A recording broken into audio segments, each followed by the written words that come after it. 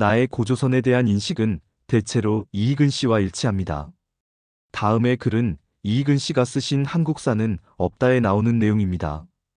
고려시대 역사서인 고려사 문종 9년 7월조를 보면 거란에 보낸 국서 내용 중 우리나라는 기자지국을 계승했다는 기사가 있다. 또 1146년 인종 23년에 편찬된 삼국사기 연표상의 기사에는 해동에 국가가 있은 지는 오래되었는데 기자가 주나라 왕실로부터 봉작을 받으면서 시작되었다고 기록하고 있다. 당시 외국의 시각은 어떠할까? 중국인 역시 고려가 기자조선을 계승한 것으로 파악하고 있었다. 고려사 태조 16년 3월조에 실려있는 당나라 태조 책봉조서를 보면 권지고려 국왕사 왕건은 주몽이 건국한 전통을 계승하여 그곳에 임금이 되었고 기자가 번신으로 있던 옛사실을 본받아 나의 교화를 넓히고 있다라는 대목이 등장한다. 1122년 인종 6년 사신으로 와서 한 달가량 개경에 머물렀던 송나라의 서긍도 자신의 저서 선화봉사고려도경에서 고려의 선조를 기자로 기록하고 있다.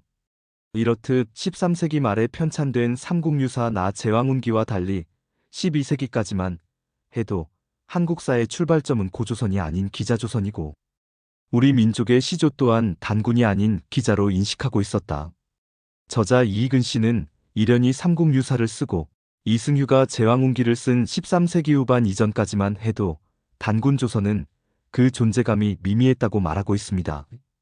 그리고 그 이전에는 기자조선이 우리 민족의 첫 국가로 인식되고 있었다고 주장하고 계십니다.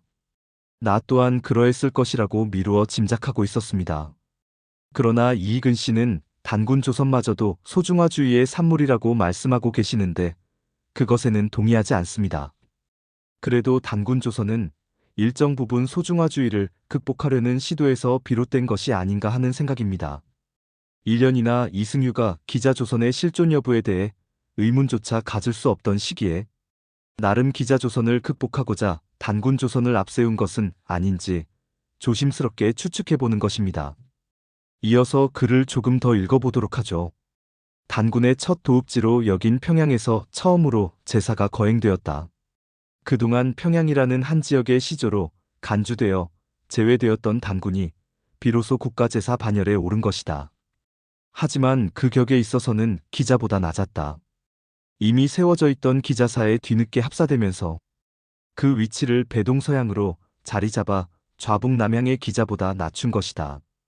예로부터 임금이 남쪽을 향해 정치하는 것을 정의 근본으로 삼았다는 점을 고려할 때 한 단계 격을 낮춘 셈이었다. 또 기자사에는 제전이 따로 있어서 매월 초하루와 보름에 2번 제사를 지냈지만 단군에는 제전이 없었다. 1년에 2차례 봄 가을 제사를 지낼 뿐이었다. 그 뒤 1429년 세종 11년에 와서 별도로 단군사가 세워지고 1455년 세조 1년에 위판을 조선시조단군지위라고 고쳤으며 1459년에는 세조가 왕세자를 거느리고 친히 제사를 올렸지만 여전히 1년에 2차례만 있을 뿐이었다. 단군조선이 조선조에 들어와 국가에서 편찬한 역사서에 기록되어 정식화된 것은 왕조가 세워진 지 90년 가까이 지난 뒤였다. 고려 후기에 와서야 비로소 민족의 시조로 받아들여지기 시작한 단군왕검은 차츰 그 격이 올라가게 되는데 그럼에도 기자보다 낮게 취급되었다는 이야기입니다. 조선 후기까지만 해도 기자조선의 선행국가로서의 의미가 컸던 단군조선은 일본 제국주의의 침탈에 맞서 싸우면서부터 민족의 구심점 역할을 하게 되고 명실공히 한민족의 첫 국가로 인정받게 되는 것입니다. 여기까지가 단군조선이 갖는 역사적 의미일 것입니다. 그러나 단군왕검은 그 실존 여부를 떠나 우리 민족의 시조로서 큰 의미를 지녔었습니다. 한마디로 이스라엘 민족에게 아브라함이 있듯이 우리에게는 단군왕검이 있었던 것이죠. 문맹률이 80%에서 90%에 이르던 시기에 단군조선이라는 신화적 서사가 우리 민족에게 자긍심을 심어주었던 것입니다. 그러나 이제는 단군조선의 진실 앞에 마주 서야 할 때가 온 것 같습니다. 구글이나 유튜브만 검색해보아도 수많은 정보를 얻을 수 있는 시대의 유불리를 떠나 진리를 추구할 정도의 국민적 수준을 우리는 이미 갖고 있기 때문입니다. 한국사는 없다를 쓰신 이익은 씨는 비주류 중에 비주류로 보입니다. 내가 걱정할 입장은 아니겠지만 책만 쓰셔서는 생계를 어떻게 유지하고 계신지 걱정이 듭니다. 그의 주장에 귀를 기울일 정도의 여유를 우리 사회가 가졌으면 하는 것이 저의 작은 바람입니다. 삼국유사에 등장하는 고조선의 역사는 사실 몇 줄 되지 않습니다. A 사용지 한두 장이면 다 채워질 정도의 양입니다. 그럼에도 저자 이련은 객관성에 무척 신경을 쓴 듯합니다. 그는 단지 여러 서적을 참고해서 적어 넣었을 뿐 자신의 사견은 일절 첨언하지 않았습니다. 그가 인용한 책은 위서, 고기, 배구전, 통전 등입니다. 그중 고기의 내용이 가장 길고 그나마 구체적입니다. 아마도 위서는 고기류의 책을 참고 삼아 몇 줄 적어 넣은 것에 불과한 듯 보여집니다. 지금 제가 읽고 참고한 책은 민음사에서 펴낸 책인데 뒤에 주에서 위서에 대해 다음과 같이 설명하고 있습니다. 북제위수가 찬술한 것으로 후위서라고도 한다. 지금 전하는 위서에는 송나라 때 29편이 없어져 단군에 관한 이야기는 찾아볼 수 없다. 대략 맞는 내용 같습니다. 북이 다음 북주 북제 시기가 워낙 짧고 요란스러웠기 때문에 그 책이 현재 전하지 않는다는 말이 이해가 갑니다.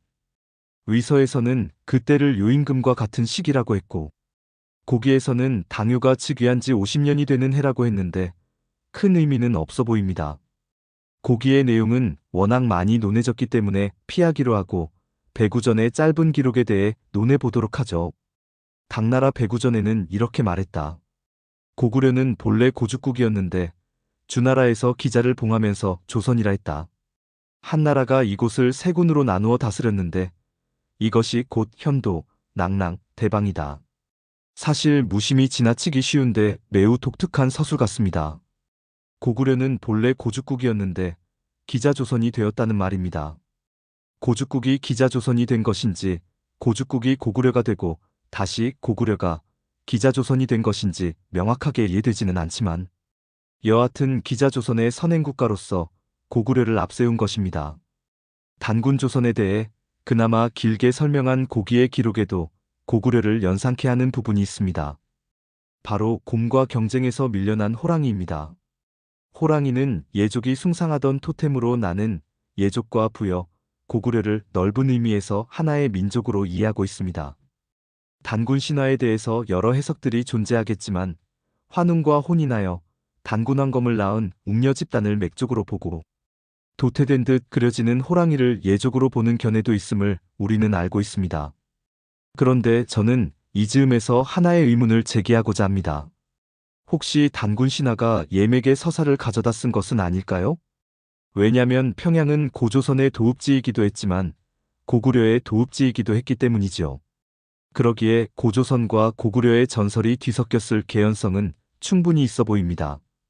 더욱이 호랑이를 예족과 연관시켜 고려해 본다면 곰과 호랑이의 전설은 고구려에게 더 어울리는 전설이 아닐까요? 혹자는 이렇게 이야기할 것입니다. 굳이 고조선의 역사를 이처럼 깎아내리는 것이 무슨 이득이 되겠냐고 말이죠. 나 또한 거대한 고조선을 그리는 환단고기류의 서적에 매료되었던 적이 있었습니다. 그럼에도 마음 한구석은 늘 불안했죠. 그러나 요하 문명이 세상에 그 모습을 드러내고 맥족처럼 곰을 숭상하던 중화의 시조. 황제가 사실 내몽골 인근에 살던 유목민일 수 있다는 가설이 중국 사학계 일각에서 제기되는 모습을 보면서 혹시 황제와 치우의 전쟁이 사실은 맥족과 예족 간의 투쟁사를 말하고 있는 것은 아닌지 의혹을 갖게 되었습니다. 서서히 관점이 바뀌기 시작한 것입니다. 혹시 황제와 치우의 전설이 사실 우리 민족의 역사였는데 중국이 빼앗아간 것은 아닌지 의심이 들기 시작했습니다. 과거 대안이 없을 때는 환단고기류의 주장에 매몰될 수도 있었겠죠. 그러나 이제 황제 치우 맥족 예족 등보다 객관적인 논거들이 등장하면서 그 비중이 줄어드는 것은 세상의 이치가 아닐까요?